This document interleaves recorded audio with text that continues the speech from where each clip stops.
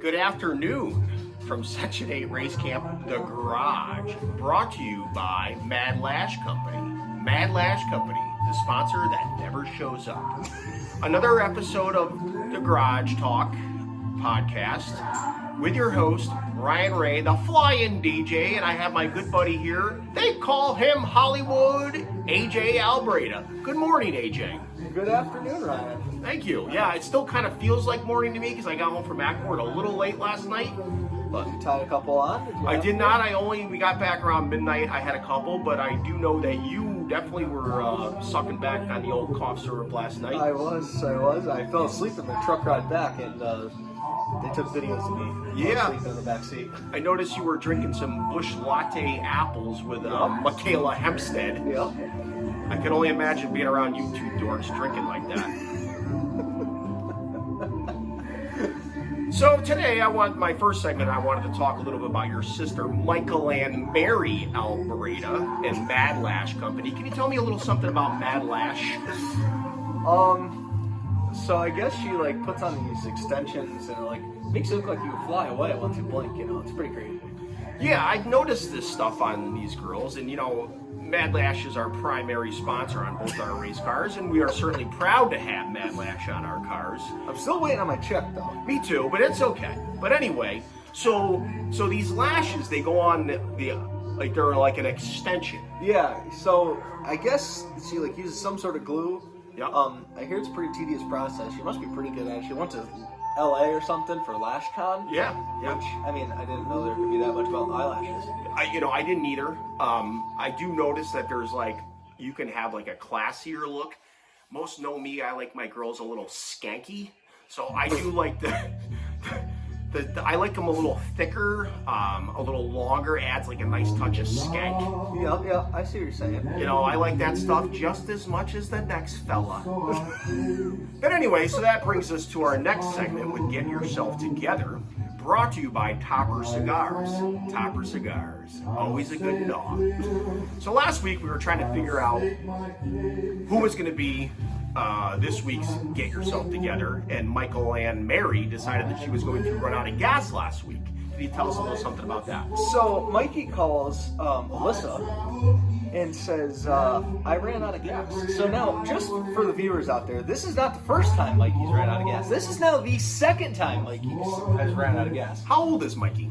She is 28 years old, and her boyfriend had to come to the rescue and put gas in the car. Well, I was curious if it was going to be Nick or father of AJ, but it was Nick. Yeah, it was Nick. Father of AJ was already in the race shop, and his cholesterol level is probably through the roof when sugar level. You know what happens? I also have run out of gas a few times, but it was also in the prehistoric days back in the 1900s when I was 16 or 18 years old. And back then the cars, they didn't have the technology that they have now. You could have 3 miles left or fucking 30 miles left. You didn't know, but you were playing Russian roulette. Yeah. Now, literally the car tells you when you're getting close. Right. So at 28 years old, I was pretty impressed to see Mikey now have run out of gas for the second time. The first time was on Water Street in Torrington, and my father had to go save her. This time Nick was around. He showed up in sweatpants and Timberland boots. I'm sure it was a nice look. They looked great. Well, that being said to you, Michael and Mary Albreda, please get yourself together. Well, I guess we're going to talk a little racing because that's what this is about. Last week you moved up to the sportsman division and you weren't handicapped as you moved up, so you had to start at the tail. How'd you feel? Car was awesome. I had a blast racing with the guys. The competition's much stiffer, so that was a little bit getting used to, but we passed some good cars and we started 18th, I think, and finished 6th. So we're right underneath Savy at the line for 5th. So I think I wanted to beat him just because I like Mike, so yeah, I like to break his stones. That would have been nice. I raced Ackport last night. We had a little bit of a rain delay, but we got the races in. I ended up finishing second, thanks to Noel and AJ and Robert and anybody that helped out and all my sponsors. Felt the car, I'm starting to grind. I'm still in a backup motor right now, but I feel like I'm getting there. Yeah, the car's getting better, so looks like you're getting more and more comfortable each week, which I'm happy to see. Well, obviously everybody knows that it's rained out tonight, so I'm going to go back down to the camper in a little while and start cracking some White Claws and maybe venture over to the clubhouse as long as they have power. What are you gonna suck back some cough syrup, you pumpkin pie haircutted freak? So the next segment is people always ask, like, what's this Section 8 and what's Section 8 race camp? And Section 8 race camp started back in the early days. It was just me and my family, and the doctor. DJ of Love, Gary St. John's, decided to bring over a speaker one night and a karaoke machine. And next thing you know, there was a lot of Christmas trees burned. it was chaotic. You have the 31st lap, you have the Ghetto when I was a kid, and I kind of wanted to have like a name that was a spin-off to the Ghetto, so that's where Section 8 came up. Mudflap, which was Kevin Goodrich was the first guy to ever show up, and he's like, hey, can I bring some drag friends over? And then Adam Sharon started coming with his whole crew. You showed up with your dorky crew. And for 3 years, it was by far the best party in dirt motorsports. Absolutely. And Section 8 did a lot of good for race teams. We sponsored a lot of races. It's kind of been of a spin-off now with Captain Kobasi, the captain. He's helped out a lot at the big track, the small track. He helped out Olden Dwyer. But like all things, good things have to come to an end.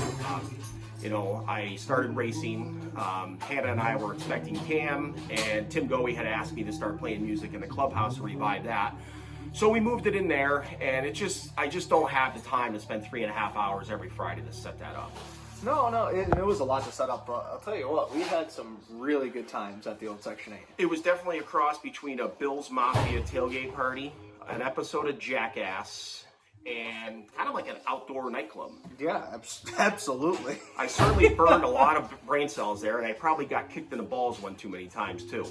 Yeah, those 20... I mean, you got paid pretty good for those, though. I did. But that's going to wrap it up here for Garage Talk Podcast. We will not see you tonight at Lebanon Valley, where there's stock car racing every Saturday. But we will see you at the track next time.